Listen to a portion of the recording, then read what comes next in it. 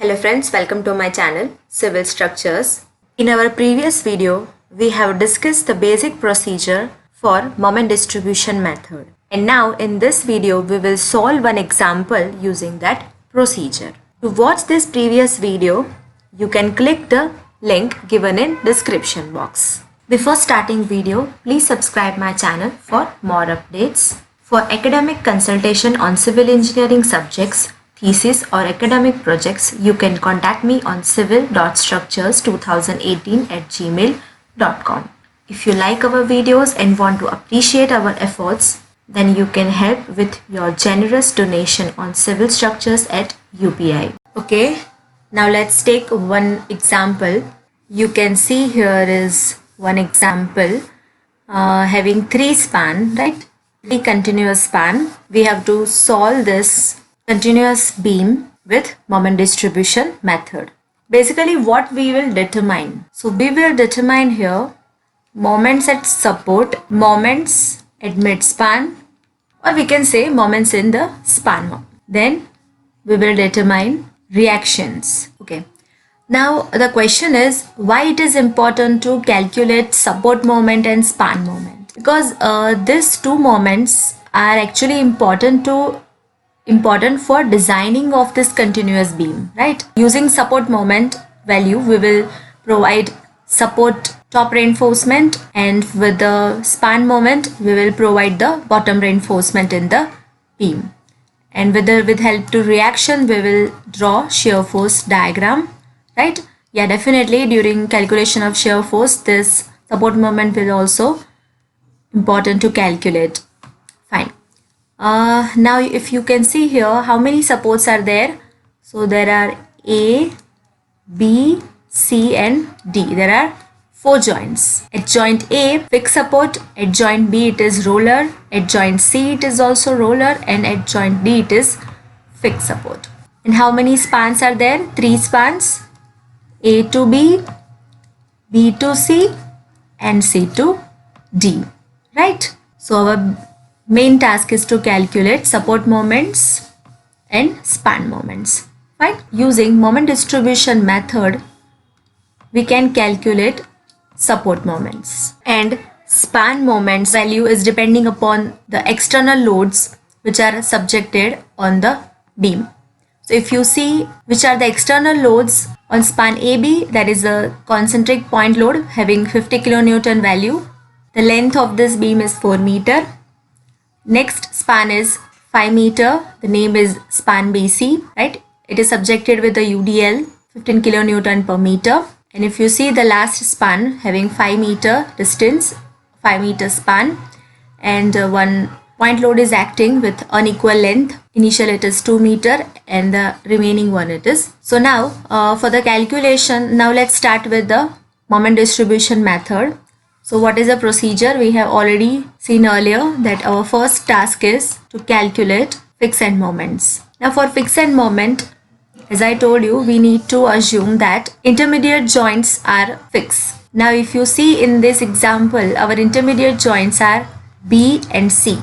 And I can separate these 3 spans individually. See, AB, BC and CD. Here each and every supports are fixed support, right? So now consider for the span AB, correct? Now where will be our fixed end moment? At joint A, it is like this, and for B, it is like this, correct? This name I like to give MF AB, and this is MF BA because it is going B to A direction, right? M of AB and fixed end moment of BA. Okay, so here the value for fixed end moment at AB is PL by 8, and you can see here it's in anticlockwise direction, so it will be negative. We can put here the values.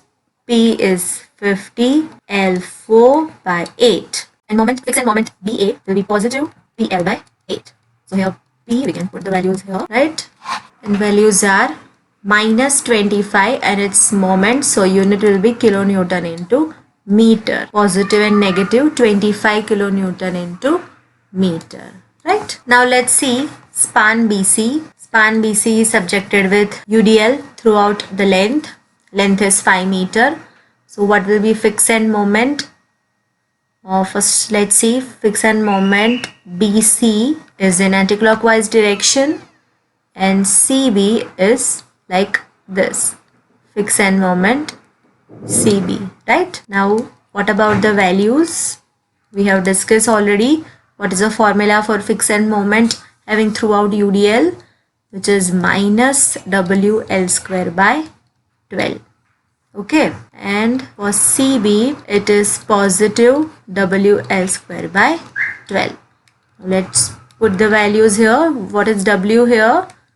15 L phi square upon 12, and same values, but answer will be in positive. Answer is minus 31.25 kilonewton into meter, and here positive 31.25 kilonewton into meter, right? Okay, now let's calculate fixed end moment for span CD. At span CD, fixed end moments in anticlockwise direction CD, and at this one MF DC, right? Okay, now what about the values? If you see here, there is a point load with unequal length. So what is the formula? PAB square upon L square, and for the next one DC it is positive PA square B upon L square, right? Now let's put the values here. P, that is point load 80 multiplied by A value is 2 meters, it is multiplied by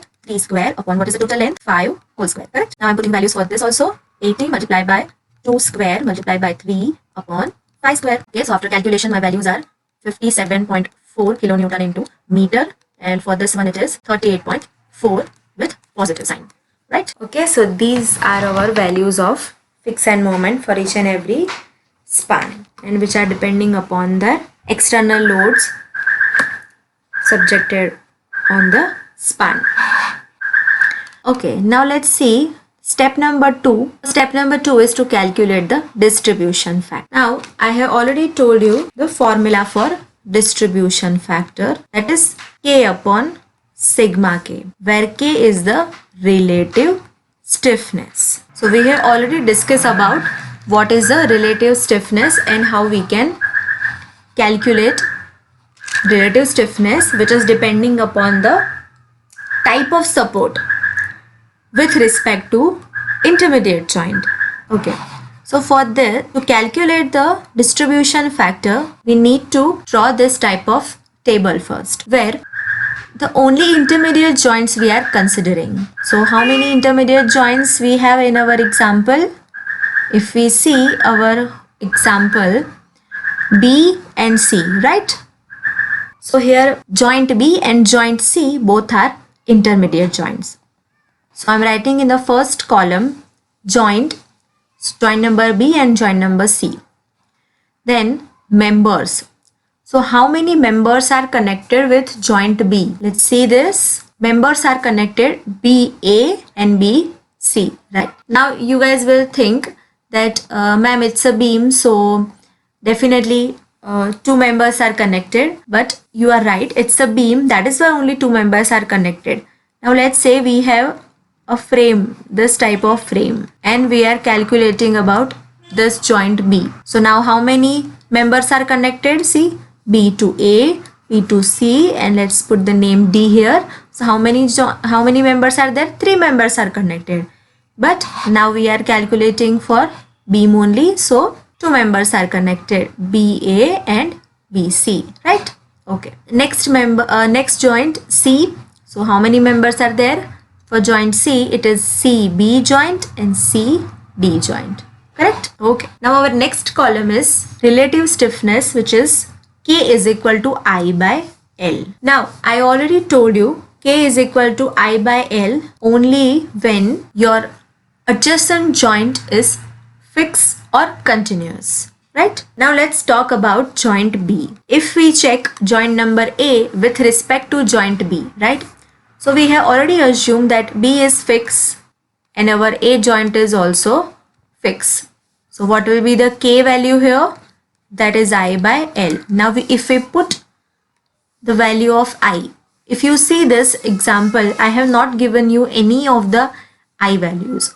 So if the I value they haven't mentioned, the complete cross section of the beam is same. For each and every span, my I is same. Correct? Lecture agility EI is same. Okay. Now if we talk about joint number C with respect to B. So B is fixed because of the intermediate support, and if you see here, C joint is also intermediate one. So it is also fixed. So again my K is equal to I by L. Just that our L values are different. For AB we need to take L of AB, and for span BC we need to take L of BC. Okay, now let's put the values here. For AB we have calculate I by L. This is I by 4.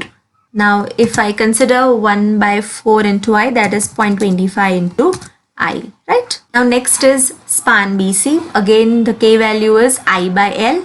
So what is the length here? I by 5, correct? Now 1 by 5 is 0.2, so I'm writing 0.2 I, correct? So for joint B, I show you. So for joint B, we have two members are connected, BA and BC. Okay, so we have calculated K for both of the span BA and BC. Now if you see here, our next, okay, we will do afterwards for C. Let's first complete for joint B. So for this is the summation, that is sigma K here. So what is sigma K? We need to do summation of only these two members, because we are talking about only joint B here. Okay, so what I'm doing here, 0.25 I plus 0.2 I. What is the answer? Correct, it is 0.45. So I'm writing here 0.45 I. Don't forget to take I value, huh? Okay, now the value of DF, which is K upon sigma K. So DF value will be different for each and every member. Okay, so here K, it means this column divided by summation of K. So what we are doing here, 0.25 I upon this value 0.45 I, correct? So what is the answer here? 0.56. Now next, for member BC, DF value is K upon sigma K. So what is the value of K for member BC? It is 0.2. So we are writing here 0.2 I upon summation of K, that is 0.45. What is the answer here? 0.44, right? I constant. Okay, now let's check for joint number C. How many members? CB and CD. Okay, and we already discussed for, okay, no, we have not discussed. Now if we talk about intermediate joint C, so which are the relative joints, which are the adjacent joint here? Joint B, correct? And another adjacent joint is joint D, correct? Okay, now if we check for joint numbers C, it is intermediate joint, so it is already fixed one. We have assumed this. B is also intermediate, so it is also fixed. So for this, my K value is I by L, but only value of length we are taking here, CV. Now next, consider adjacent joint D, correct? So relative joint is C here. Joint C is already intermediate joint, so it is fixed, and joint D is fixed as per the external support is given. So for span CD also it is I by L, and what is the length? It will be CD. Okay, now let's put them here, I by L, I by L. So what is the CB? That is 5 meter, right? 0.2 I. Okay, and for next CD, I by L. CD also having length of 5 meter, so it is also having 0.2 I, correct?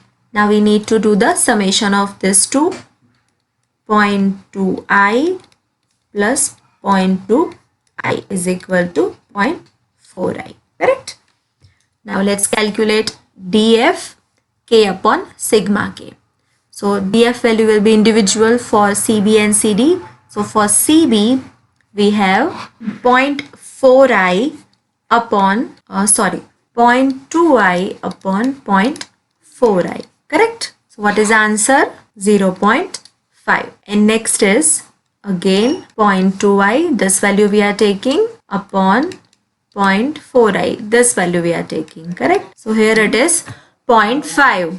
Okay, so this is how our distribution factor table is completed. Okay, so this is a final distribution factor table.